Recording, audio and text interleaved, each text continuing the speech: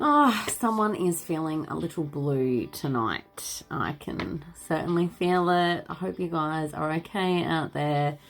Let me get you a message. Hopefully I can lift your spirits here. I've never actually heard this song before. This is Egg Beater by Royal Otis. I don't know what the lyrics are, but I literally just did just a shuffle on my Spotify, and this was like the first one that came up, and this may resonate. Okay, so look up the lyrics. I'm absolutely totally obsessed with this band right now. I'm sure all of you guys have seen Linger, their cover that they've done by the Cranberries. Cannot wait for that to be on Spotify, because that is definitely all up in my energy, as it is with, I think, most people. But yeah, that really shook me when I heard it. God, it's such a good song. Anyway, let's dive in and find out what's going on. How can I help you guys? You're stronger than you know, okay? Because that's what I heard when I sat down in my chair as well, is you're stronger than you know. So whether you're feeling sad about love or work, or I just heard loss of a pet as well. I know I did channel that message earlier today, this week. Okay, what have we got here? Dig in and see it through to completion. Okay, this card came out in yesterday's reading as well, so I feel like this is the same collective that I'm digging into here. Dig in. Dig in and see it to completion. Why? What is going on? Let me get into some tarot here for you guys, and we'll find out. What do you need to dig into and see it through to completion? You feeling sad? Oh my God, the Hermit. Yeah, you guys are like hiding your beautiful selves away right now. You don't want to be around anybody. I know, like, especially if you guys are focusing on healing as well. Yes, you know, it's a lot of it is done in solitude. I mean, yeah, you spend a lot of time at home, but it's important to balance that out with going out and having fun as well. Seven of Swords, you really feel, I just heard the word betrayed. So you're really feeling betrayed right now. And that's another reason why you're staying inside. Now, the reason why you're feeling betrayed, I don't actually feel like I don't feel like you guys are feeling like anyone has betrayed you. If that doesn't fit with you, then this won't make sense, but it's more like you feel like you betrayed yourself, like you've let yourself down in a way. But there's something here where you didn't trust your intuition, High Priestess. You didn't listen to your intuition. You I just heard let go of some boundaries, or you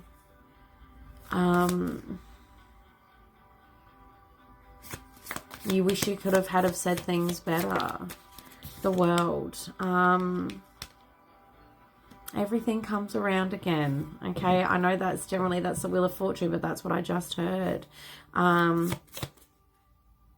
Everything comes around again, so you get a second chance in order to complete this properly. Okay, Two of Cups. Some of you could be longing for somebody here, longing for your person, wanting a new beginning here, wanting a new stable beginning.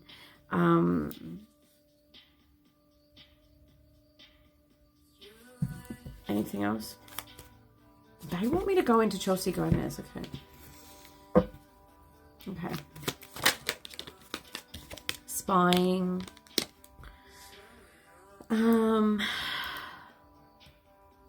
I feel like if this is definitely to do with another person, like if you were missing your person, or you let down your boundaries with somebody, or you wish that you could have done things better with a particular person here. I just heard spying on them isn't going to make things any easier. Okay. Now they could be spying on you as well, or waiting on divine timing. I feel like for a lot of you guys, I know, like us as readers, it's said a lot. It is said a lot. Waiting on divine timing, but honestly, and I know, like, it gets annoying to hear, but I mean, you can't help it when the cards come out, and that's what it says. But not only that, yes, there is divine timing at play. things will not come in for you until you've done a certain level of work. Now, if we're talking about the twin flame divine counterpart journey as well, you know, the divine feminines do really lead the way when it comes to healing. You know, I'm going to say responsibility, because like if you want to be in union with your person, I didn't expect this to be a divine counterpart reading, but this must be the part of the collective that's feeling it right now, okay? So it's the divine feminine's responsibility to start their healing, to start their internal healing when it comes to if they've got abandonment wounds, if they've got codependent issues, if they have self-worth issues, you know, if they've got, I've just heard, you know, trauma, unfortunately, but it's the feminine's responsibility. If you want to be in union with your masculine, you need to start the journey, because what happens is once the feminine starts really doing that work, it pulls the masculine along in their own way, but it doesn't happen at the same time. Okay, the masculines are behind the feminines.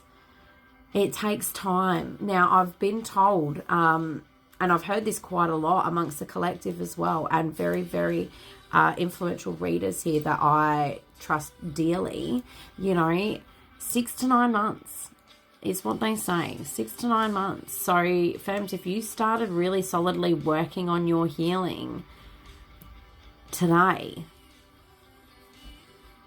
technically 6 to 9 months before they start theirs. So this has come out for a very, very strong reason, and I feel like maybe there's a lot of feminines out there at the moment that are, they're in this sadness. They're in this longing for their masculine. They're wondering when their masculine is going to come home. Well, it's the feminine's responsibility to start that. We lead. The feminines lead. Yes, the masculines, they come in once it's all, you know, once they've healed as well, and that's when they take the lead, but we take the spiritual internal lead, okay? We're the ones that do all the healing.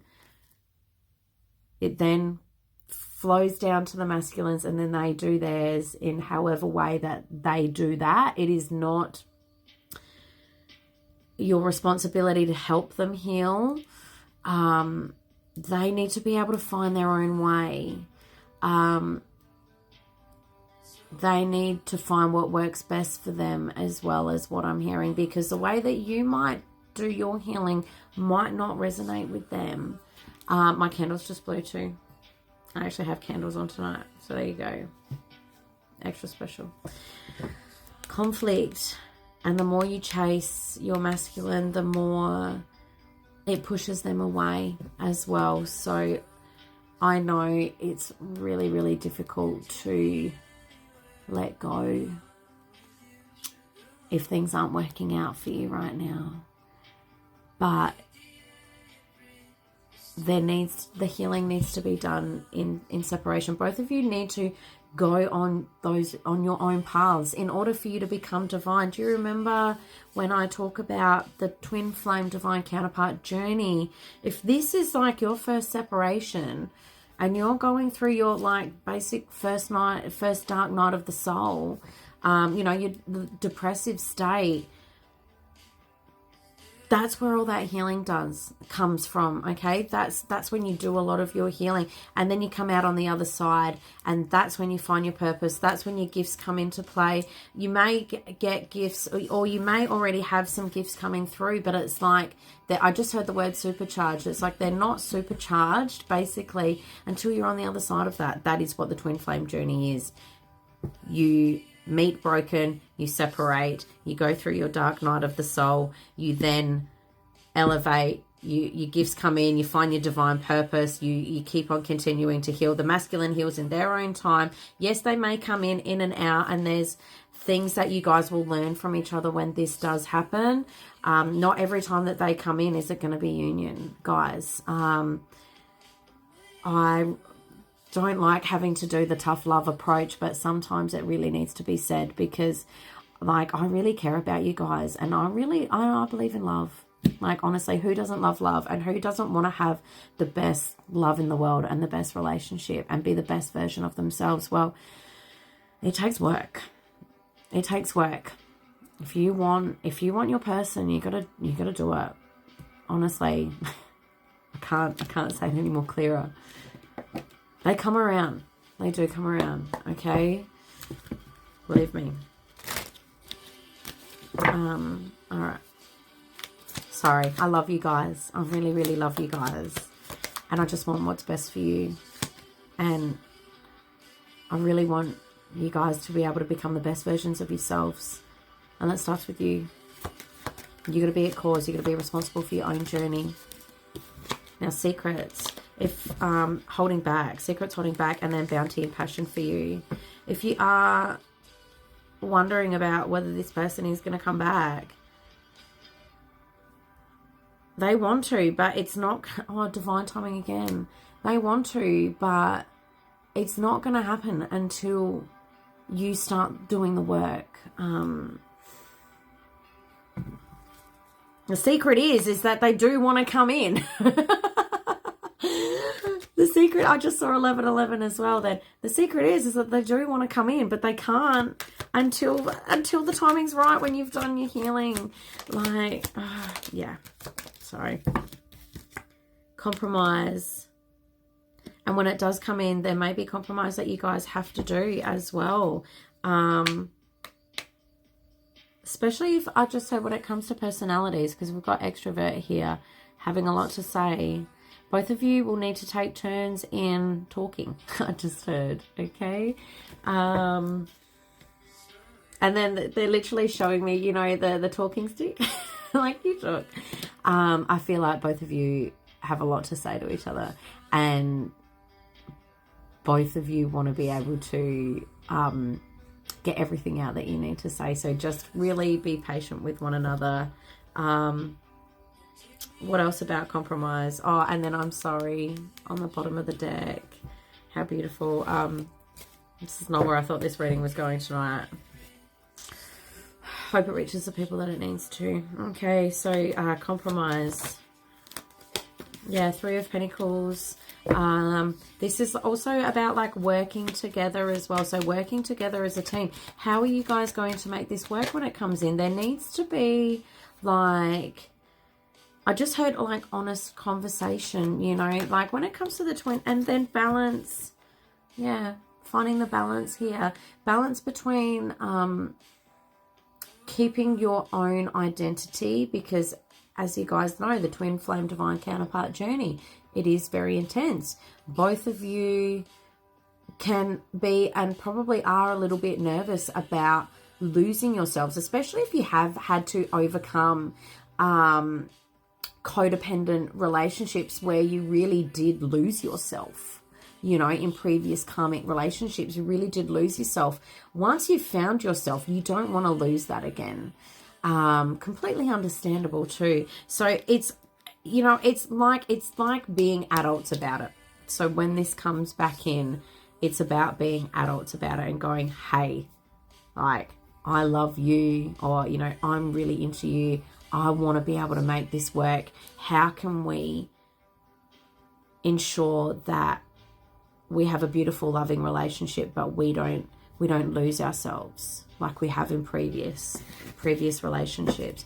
There just needs to be, I heard, like some structure, which isn't a bad thing. It's actually, honestly, a really smart adult approach to a situation, especially with the intensity that comes up with these connections here. You know, there can be that tendency to lose yourselves, but if you guys have that logical approach to it, there's nothing that can stop you guys from having the best romance of your life, okay? Huge digression there. King of Swords, yeah. Talking it out.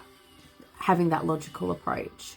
Doesn't mean that you can't still all be lovey-dovey and you know, just all immersed in that beautiful love bubble that you two guys have. But it's also, it needs to have a logical approach as well in order to make this work. And any other factors as well.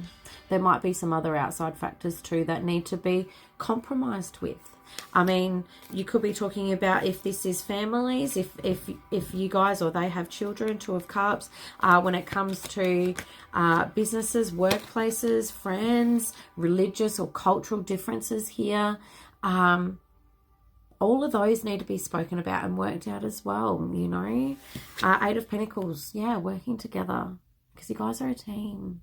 You guys are a team. All right.